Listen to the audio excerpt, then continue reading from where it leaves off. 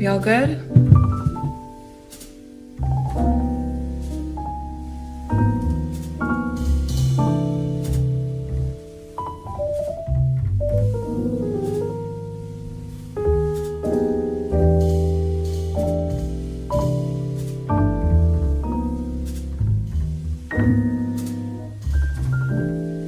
Hello, hello, hello. Good morning.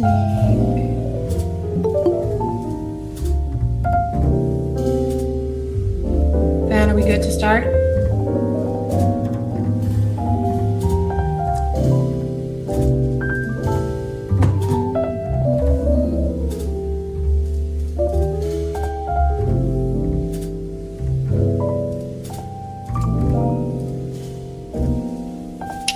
Awesome. Welcome. Good morning, everybody. Thank you for joining me on this beautiful whatever day of the week it is. I don't know. Wednesday?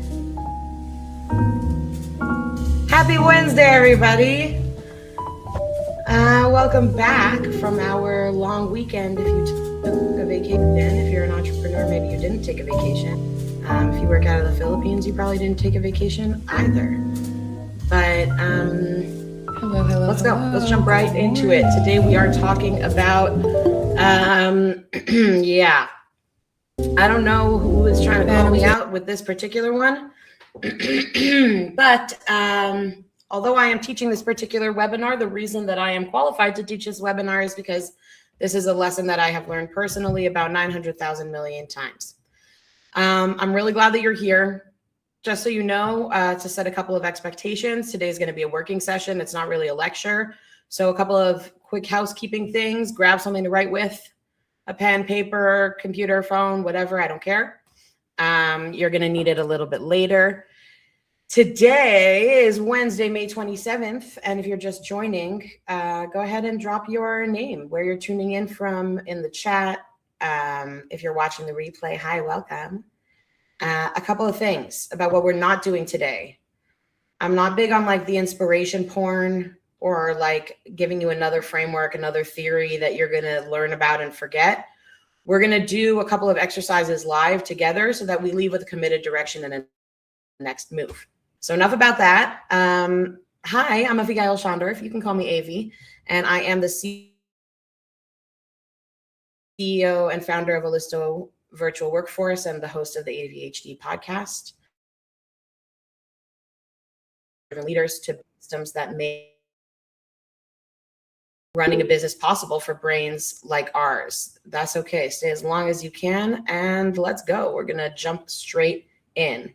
You don't have to focus on the problem. This is our what is this not slide, okay? You have a lot of directions in your mind.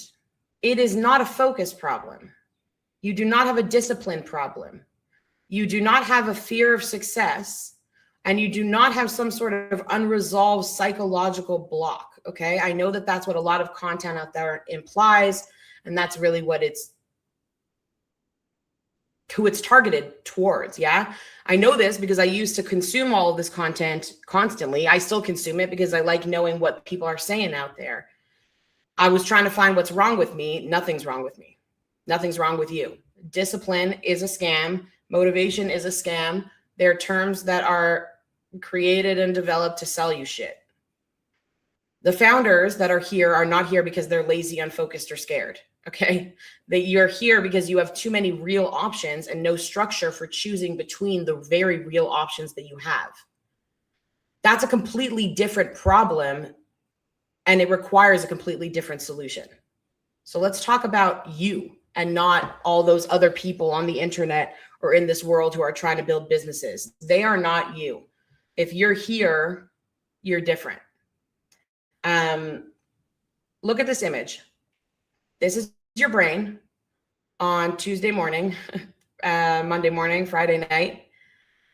All of these directions are legitimate. Finance, entrepreneurship, marketing, consulting, personal growth, innovation, all of them are real. All of them have merit.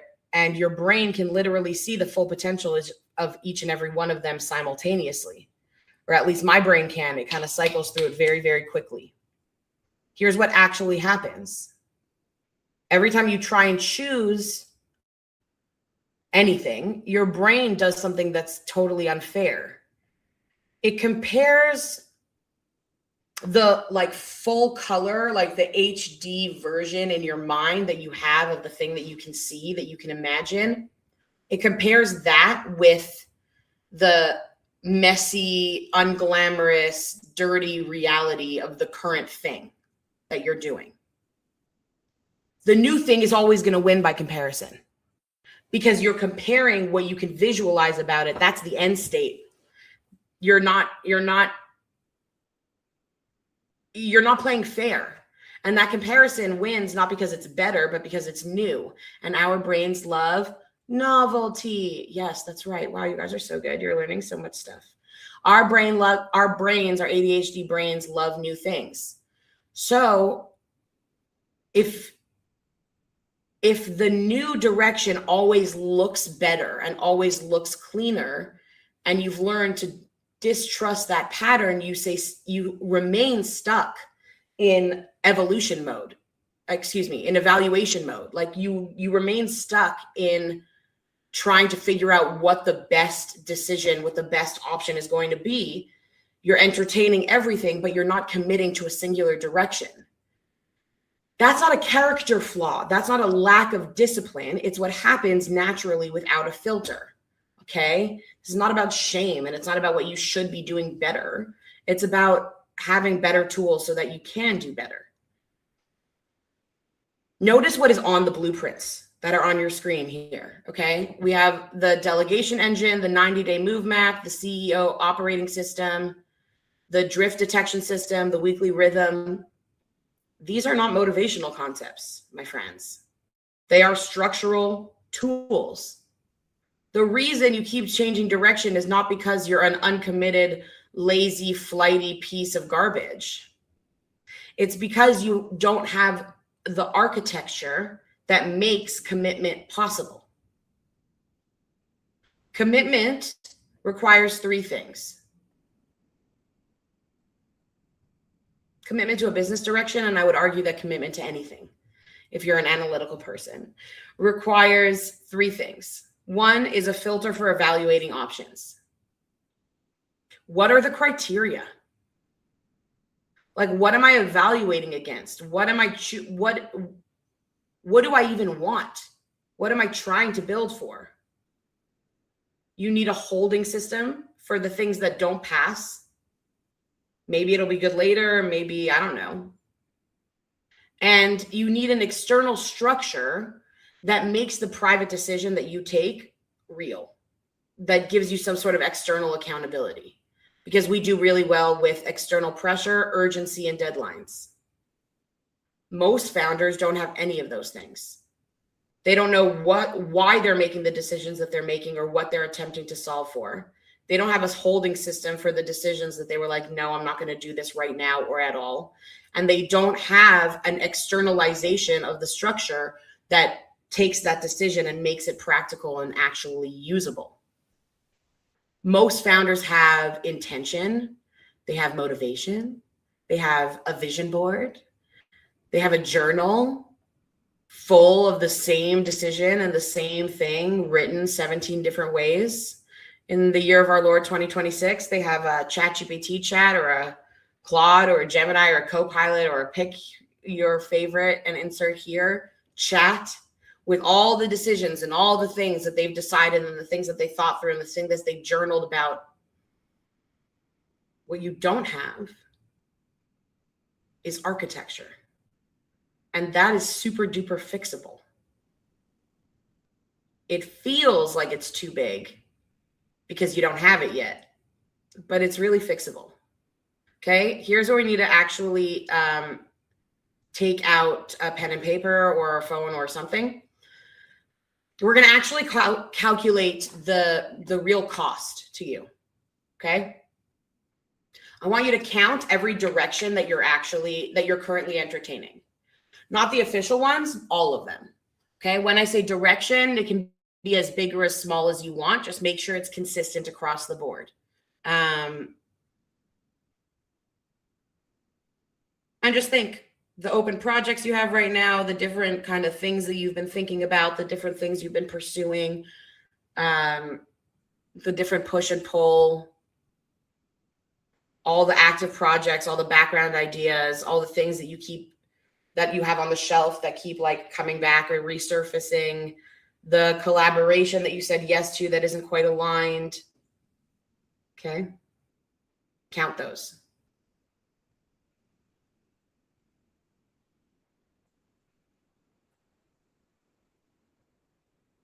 Multiply that number by 3.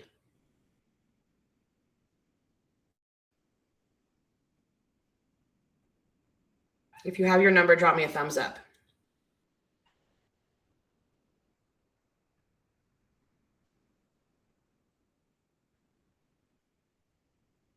So we're counting all the directions that your brain is entertaining right now.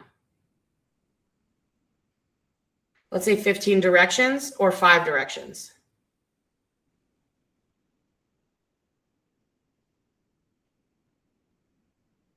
So 5 directions multiplied by 3.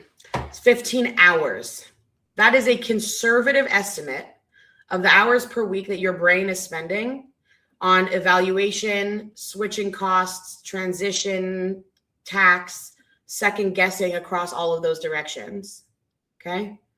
For most founders I work with, that number is between 8 and 15 hours a week. Not building, not creating, not moving the needle, just managing the weight of too many open loops. So if your number is 15 or a little bit higher, a little bit lower, or a lot higher, I got to a higher number than 15. But I also switch faster. So maybe that solves for that. Just managing. But either way, the tax is extremely heavy. And so if your number is 15, you need something that's going to enable you to stay organized and stay decisive and stay focused. Than 15. 15 hours a week is a really long time. Faster. That's probably more time than you spend eating. Maybe that solves for that. But either way, the tax is extremely heavy. It's a long time. So if your number is 15, you need before we get into the framework. Okay, because obviously I'm going to give you something organized and I want you to count. This part is actually possibly the most important part. I want you to count how many of the following challenges land for you. This is not to make you feel bad. It's to show you exactly which part of the system is going to do the most work for your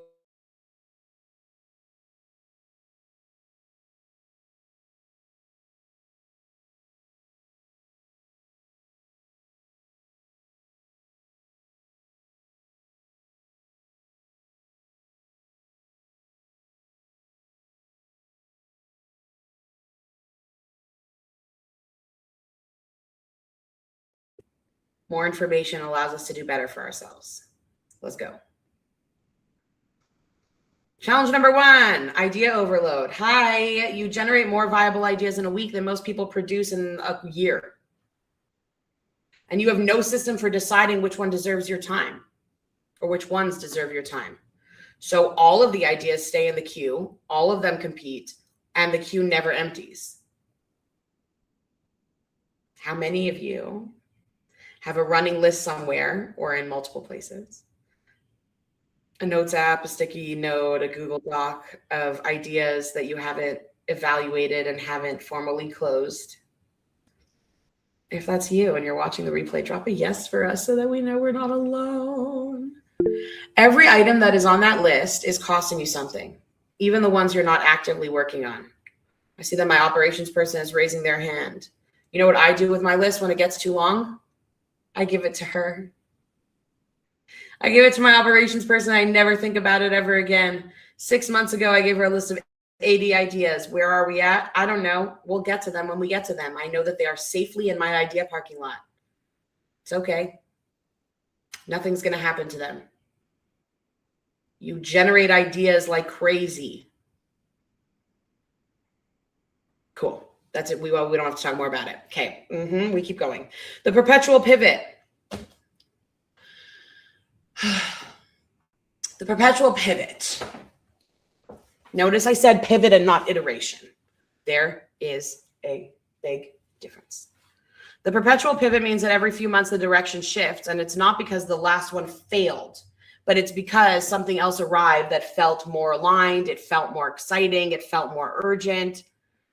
And you have good reasons to pivot every single time, legitimate reasons.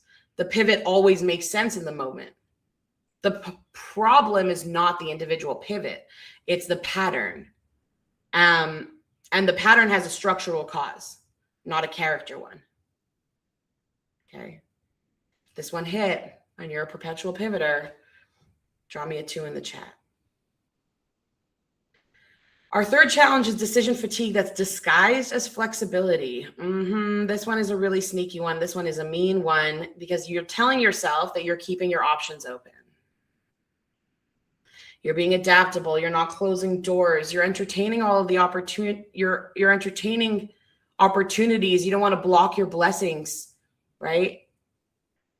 That sounds reasonable until you feel what it actually feels like from the inside.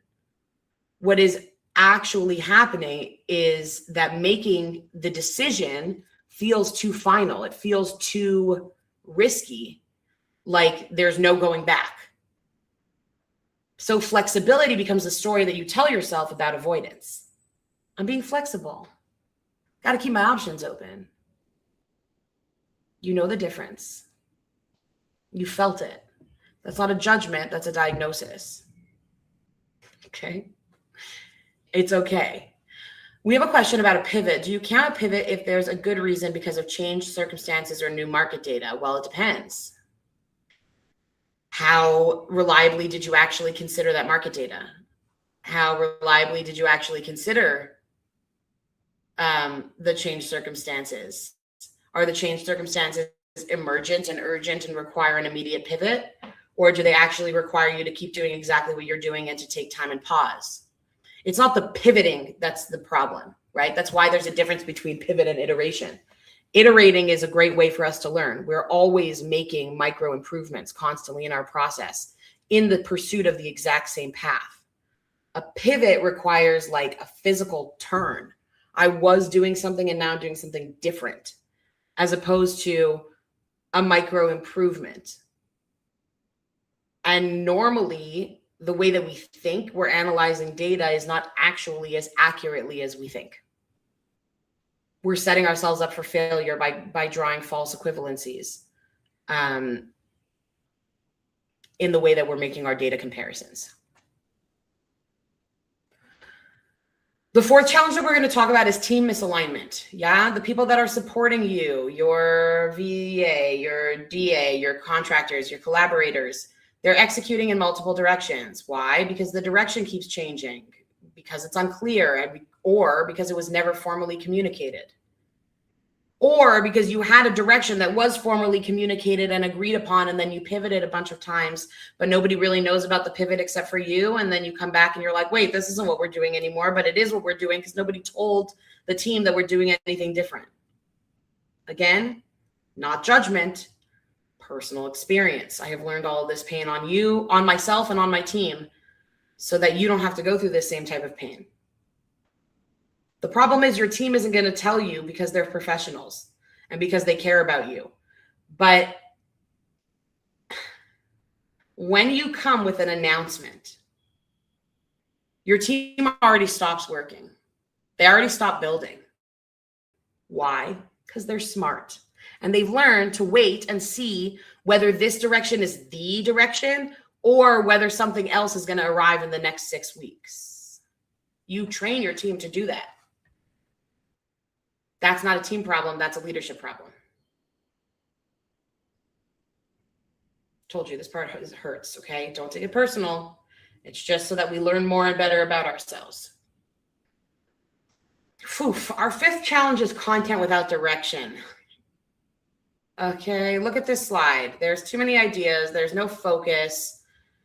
Where do the leads go? What's this for? Maybe later. You're showing up. Okay, you're producing content. You're consistent. And you're not getting traction. Why? Because it's not building toward anything specific. Because the thing it should be building toward has not been committed to yet. Your content is doing great work for a business that doesn't quite exist yet.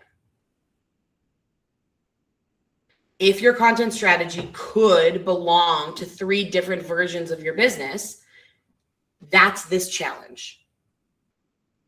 And Alisto 100% had that challenge. And we knew at the beginning that we were generating content for a business that wasn't a business yet. It was a business that wasn't a business that had ideas about business and like systems and how things should run and how to make people's lives easy. So we started creating content based on what we did know. Not a single piece of that content generated a single inch of traction. Guess what? 4 years down the line, when we recycled that exact same content, all of a sudden our content is doing just fine. Why? It was never the content. It was the direction. It was the people we were trying to reach. It was the building to get there. It was the committing to something and having all of your content pointing in that direction. You have to commit to the thing before you can point anything in any kind of direction.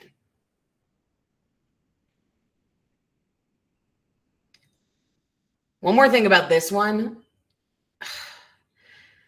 It's a big bummer because it really feels like you're doing work. It feels like you're doing stuff and you're not. You're wasting your time. Okay, that was enough harshness for one slide. And then the 6th and 7th challenges are shiny object guilt and capacity mismatch. Okay, we're combining number 6 and 7 because they tend to travel together. Shiny object guilt comes with shiny object syndrome. Ooh, it's so shiny and I want to play with that.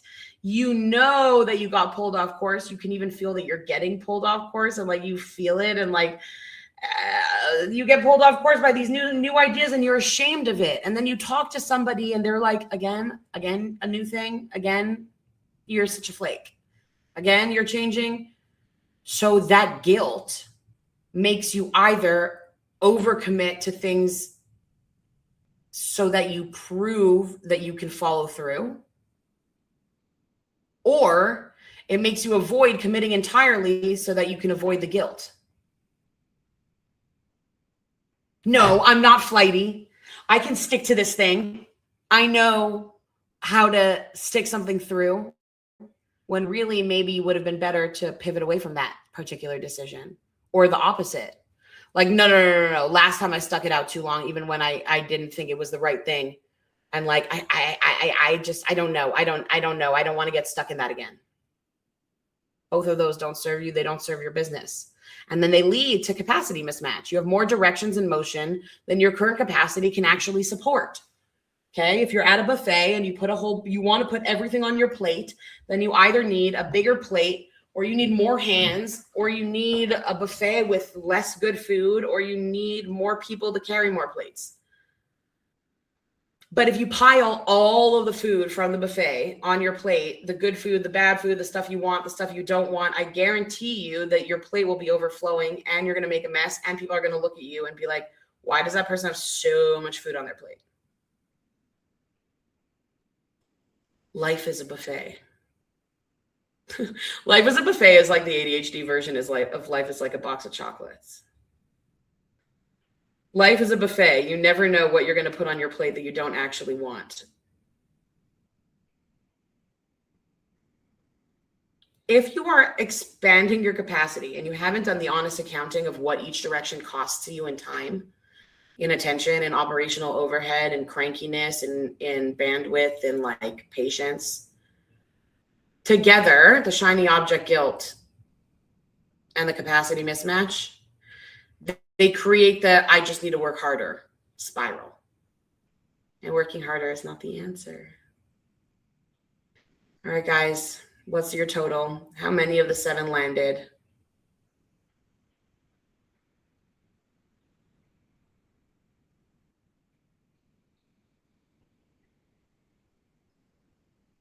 I'm counting my own.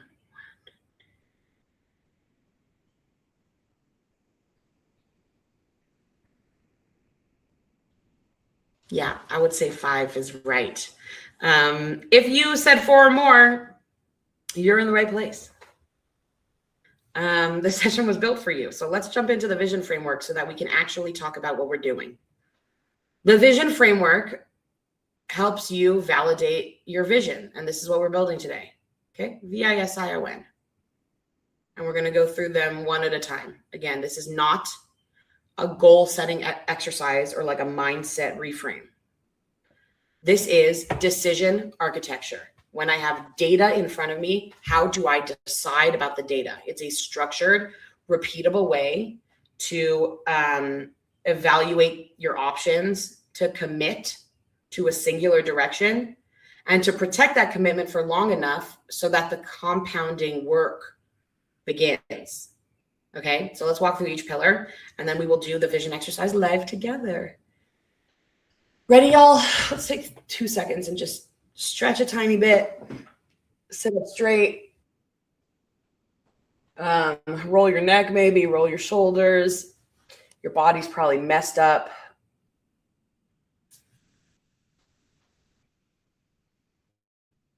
All right. Ready? You start with V. Validate what actually matters. Okay?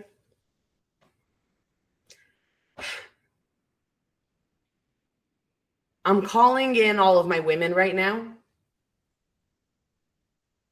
Before we even begin this slide, to remind you that you are part of the things that matter. So when you're validating what actually matters, please make sure that you end up on this list, because we forget ourselves and we tend to leave ourselves off of this very important step. Don't do that. Before you can choose a direction, you need to see everything that you're choosing between. Not the ideas you think you have. Like, it can't be inside your head. It's all the ideas. The active ones, the background ones, the shelved ones that like keep coming back, right? This is the inventory. And most founders are genuinely shocked by what's on the list when they actually write it down.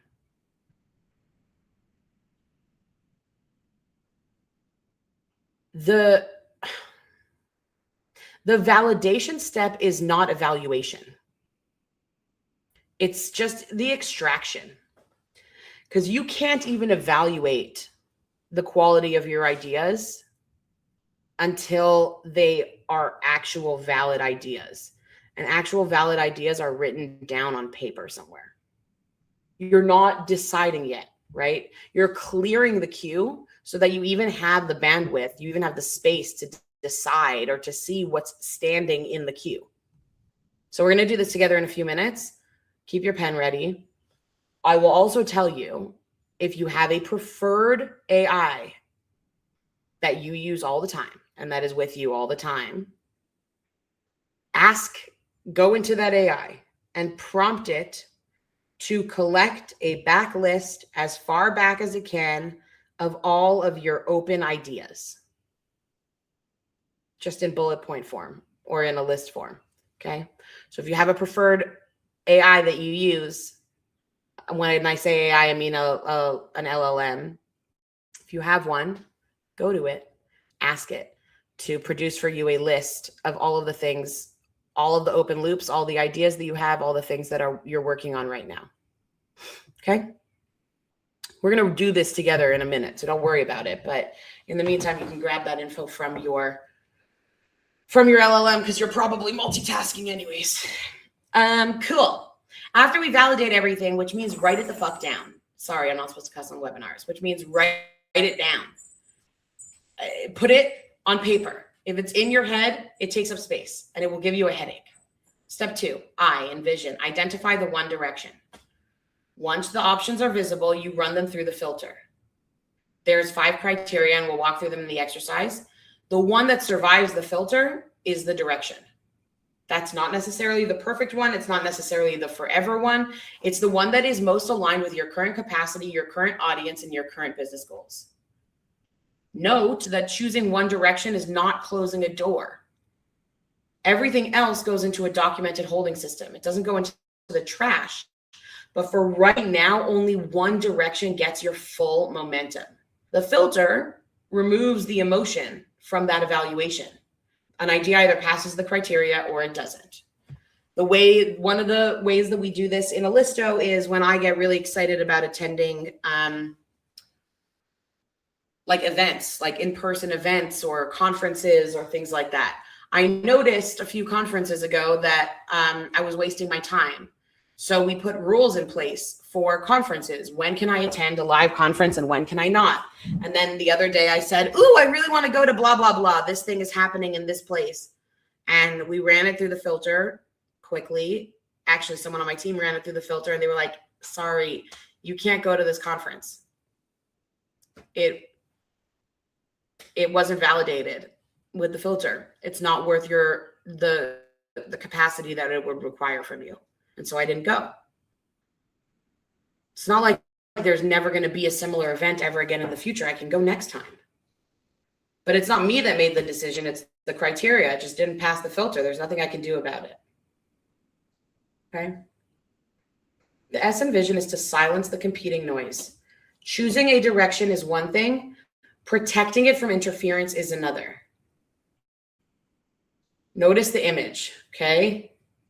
One lit bulb surrounded by a bunch of dead light bulbs. That's what we're building here. There's all these light bulbs don't work. Maybe they work, maybe they don't work. I don't know.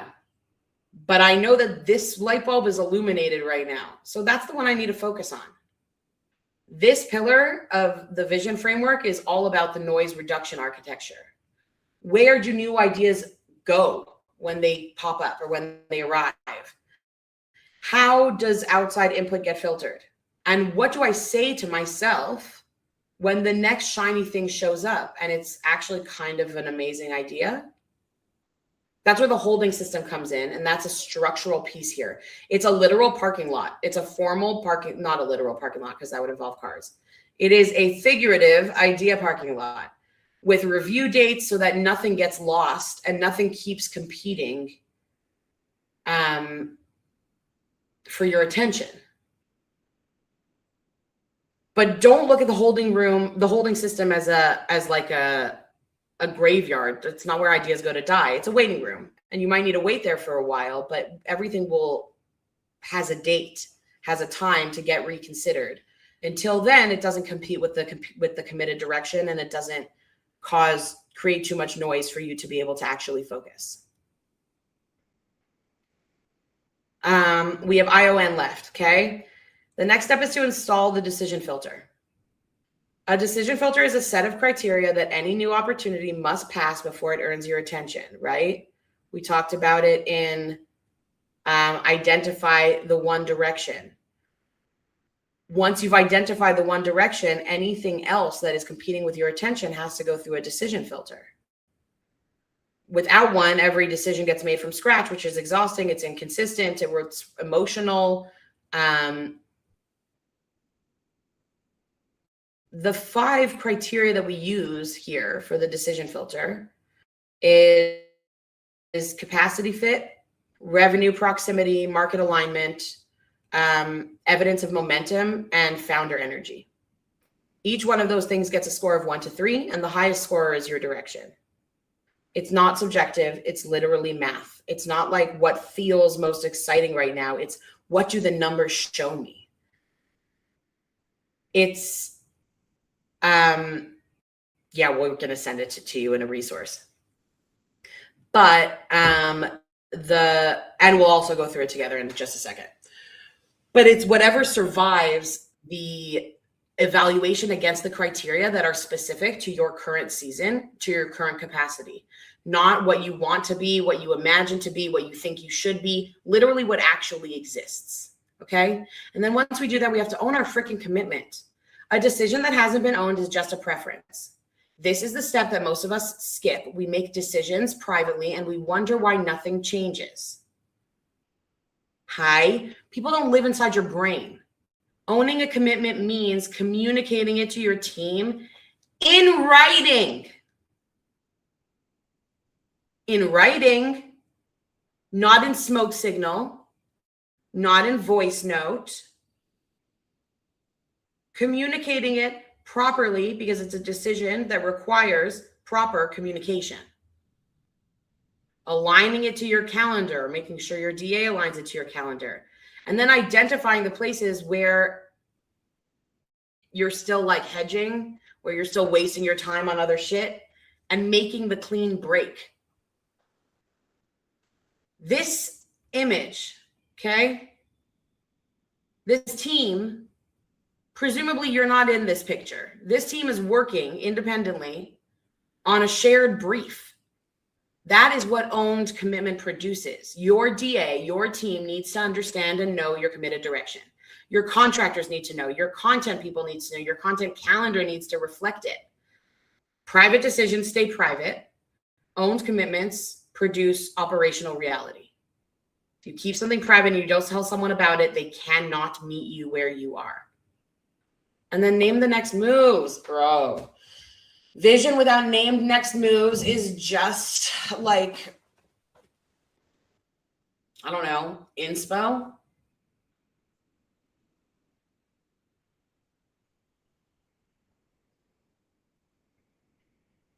I was trying to remember a quote that I can't remember. Anyways, this final pillar of naming the next moves translates the committed direction into the first 90 days of execution. The execution has to be specific, it has to be sequenced, and it has to be capacity aware. That means it is not a full roadmap. It's not a 5-year plan. It's literally, what is the next move? What gets built first? What gets delegated immediately? What gets deferred with a date? What does the first proof point look like in 30 days?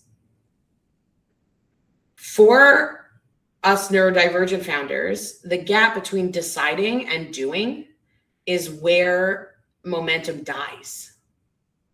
In that time, in that stupid waiting dead time. Naming the next move closes the gap.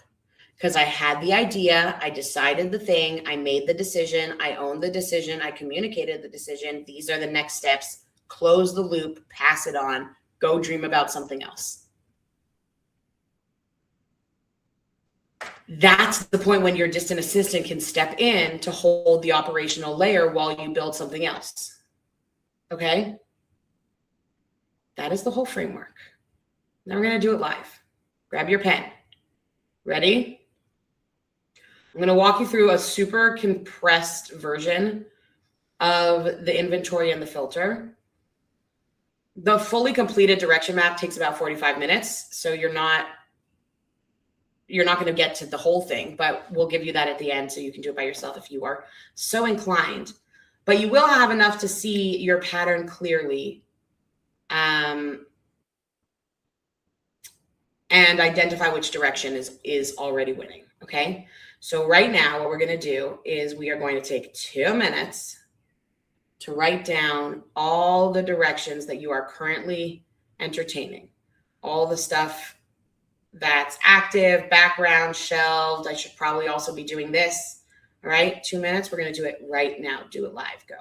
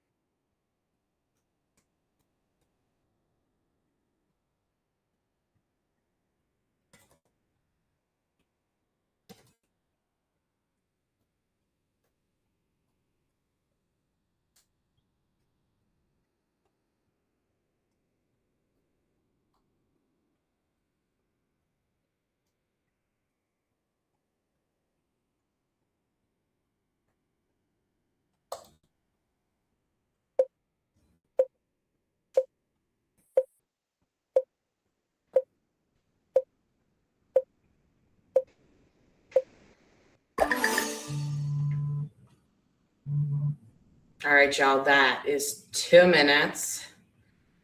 Let's go ahead and come back and count. How many items are on your list? Go ahead and drop your number in the chat. I did my own list. I am unpleasantly shocked. Yeah, it's what I thought when I was doing it in my head, but then I hoped it wasn't this many. Go ahead and drop your number in the chat when you have the total number of directions that you are actively pursuing right now. For those of you who are not on the Google Meet with us, I just dropped 8 in the chat, so don't be ashamed. Okay, 10 and 2 minutes, not done. There you go. Okay, I need you to know that that's extremely on brand for our audience, and it's exactly why they're here. Go ahead and look at your list. If it's on the computer, highlight. If it's on pen and paper, circle or highlight. Circle one item, the one with the most momentum evidence right now. Not the most exciting one, not the one that arrived most recently, the one that's already moving, that has some traction, has some client interest, it has some revenue proximity, meaning revenue is starting to come. Something is happening.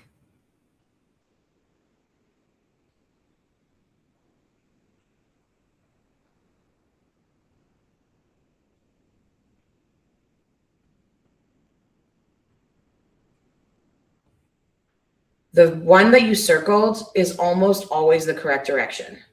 The filter is going to confirm it, or it's going to show you something that you didn't expect. Okay.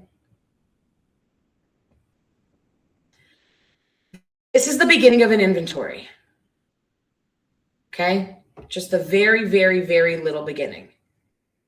And most of you have more items on that list than you've ever considered that you had. Because when we were estimating for ourselves, we all estimated around the 5, 4, 5, 6 mark. And in 2 minutes, we're at the 8, 10, 12 mark. That is useful data. That shock of like, damn, that's useful.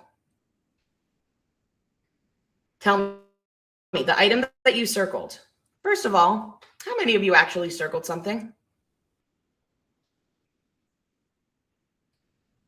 Okay, I'm seeing some yeses, I'm seeing some nos. The ones who did not circle anything, I'm bringing you back. I'm so sorry. You literally came here for this. I'm bringing you back right to this slide.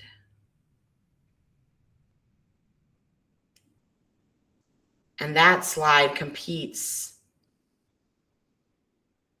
with this. I'm not making a decision. I'm not making a commitment. The item that you circled, is it surprising to you? Thumbs up for yes, thumbs down for no.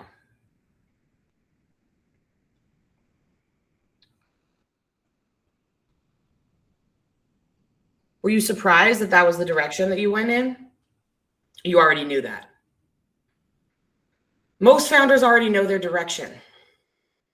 They've known for months, maybe years. What they haven't had is permission or structure or someone outside of their own head to say, yes, that one, that is the one that's worth committing to. That is exactly what the next step is about. And I want to tell you a little bit about them. We have 2 paths for you. There are 2 different problems that can bring you to this webinar, and they have 2 different solutions. Path number 1 is the direction is still murky. I know I've done the inventory before, and I get to the end and something still feels unresolved. That is a data problem. You can't see your own business clearly from inside it. And that's okay. We got something for you. Jump on a call with me. Promise you we'll work it out. The second path is for people who literally know the direction is clear. I know what it is. What I don't have is the operational capacity to move on it. Like the literal daily task load is eating the hours that should go towards the committed direction. different problems, different solutions. And I want to be like very direct with you about what each path looks like. My team is going to drop the invitation or whatever the links in the chats all over the place right now. And in the replay, it will be in the notes description. If your direction is still murky and like you don't know what the hell is going on and you need somebody outside of yourself to genuinely help you a little bit. And by help, I don't mean decide for you what the vision should be. I mean, assist you in extracting the full and complete version from your head and putting it on paper. That's a strategy call with me. And that's your next move. The way that it works is I take a bunch of time to analyze your business before we meet. And then we meet for a 60-minute call in which I present the vision back to you. And what you leave, I run all of your data essentially through the filters that I've built. You leave with a direction map, which is your committed direction, your rationale, your first 90 days, like next moves, in writing. Having it in writing is so freaking critical. And I know how hard it is for us to write stuff down. Okay, the strategy call is not a sales call. It is a standalone offer. There is no pitch at the end. Right now, actually, my capacity for strategy calls is a little bit limited. So if you're wanting one of those slots, I think we have 3 open a month. You can reach out directly to the team or through the link in the chat. If the direction is clear and capacity is your problem, like I just need more freaking hours in the day, or I just need more hands, or I just need more brain.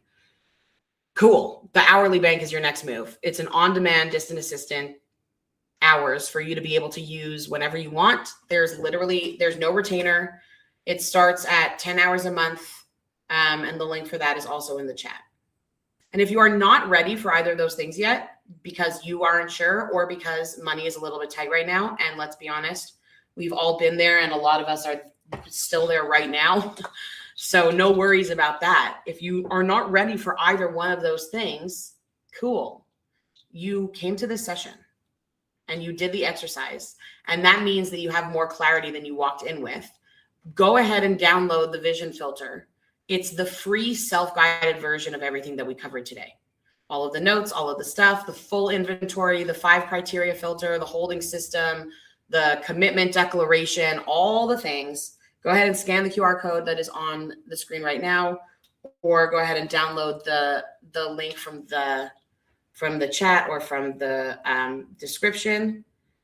It takes about 45 minutes. You leave with 1 committed direction, and every other idea gets formally parked with a review date. If you already have a virtual assistant or a distant assistant, I highly recommend you doing the exercise together, or at least the very least showing them after the fact. Or, and this is my favorite, if you get stuck at any point, the point where I get stuck is assigning dates to things. At that point, bring your distant assistant in to work with you so that they can help you out on the parts where you get stuck. Okay? Take it, use it, come back to us when you want someone to run it with you. If you have questions in the meantime, we are always, always, always, always, always available by email, by Facebook, by Instagram, LinkedIn, whatevs. All right? I'm going to stop talking for 2 seconds and answer some questions, if we have them. A few things that I would love to hear from you while we're here, and while you're thinking of your questions, is, did the circled item from your inventory surprise you, or did you already know that that was the right direction? Who here is sitting with like 2 options that feel equally valid, as we can talk through a tiebreaker? And what's the pattern? What pattern are you recognizing in yourself today that maybe you knew very well about yourself before, but maybe you hadn't quite named it yet?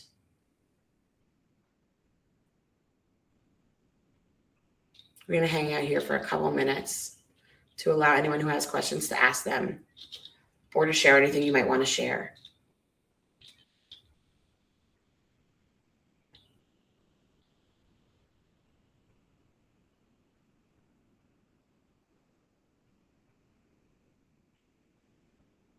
The question that I would have for myself if I were listening to myself right now is like, cool, that's cool. I see all of your steps, but like, how the hell do you actually know?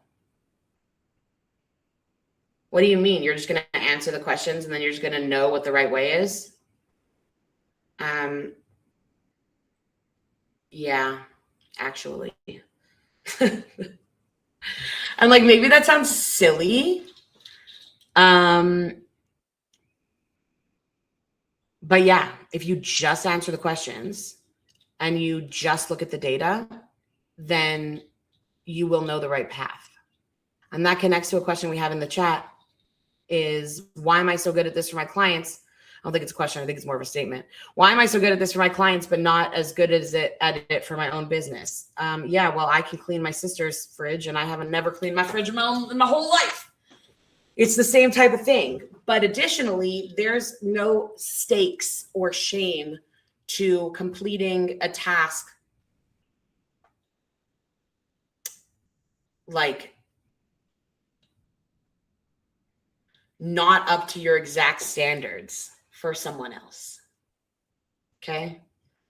If you know that your standard of a clean fridge is everything removed, completely and totally wiped down, everything like washed with water and soap under the sink and then placed back into the fridge in an aesthetic way, then you're not even going to bother with your own fridge unless you can clean it to that standard. Maybe if I'm cleaning my sister's fridge, I can do things up to her standard and she doesn't really mind. She just kind of wants the expired food thrown out and things wiped down and put back. I can do that. That's easy. It'll make her life easier. What did I do there? I removed emotion. Why am I so good at this for other people? Because I don't feel emotions about why their fridge got dirty, how they got to this state, why it's so difficult for them, why do they have so much expired? I don't give a shit. It's none of my business. I'm just here to provide some sort of support in the way that I can. When it comes to myself, I'm real mean to me. And it doesn't sound like, yeah, you know, everyone's food gets expired sometimes. It sounds something more like, you stupid hoe. You knew you weren't going to eat that much broccoli when you bought it in the first place, and you're constantly wasting money on things. Whoa. We went from 0 to 60 real fast there. Because on the one hand, I'm bringing shame and emotion into it. And on the other hand, I'm just looking at the data. That's why the vision filter is so fun. Because at the end of the day, if the data presents something that is clear and undeniable, I can't argue with it. There's nowhere for me to argue. I can choose to ignore it. But the more I make it visible in front of my face, the harder it is to ignore. That's why we write the list down on paper, even though it stinks. But just please know that you are very normal. Not normal in the sense that you're like normal, just normal in the sense that there are other people like you. And hey, maybe you are too much, and that's cool. So am I. I appreciate you so much for joining me, for spending the time with me, for taking an hour out of your busy week, especially during the workday, if such a thing exists. This work matters, and so do you. You aren't broken. You are not undisciplined. You are not someone who can't commit. You are a high generating brain in a business that has outgrown the systems it started with. And if those systems you started with are no systems, then you've definitely outgrown the systems you started with. That's fixable. That's external. That's structure. Everything structural can be fixed. The links are in the chat or in the description. They'll be in the follow-up email. Please download the vision filter. It is free. I don't know if I mentioned that. Please download the vision filter. Please use it. You deserve the confidence of clarity and committed direction.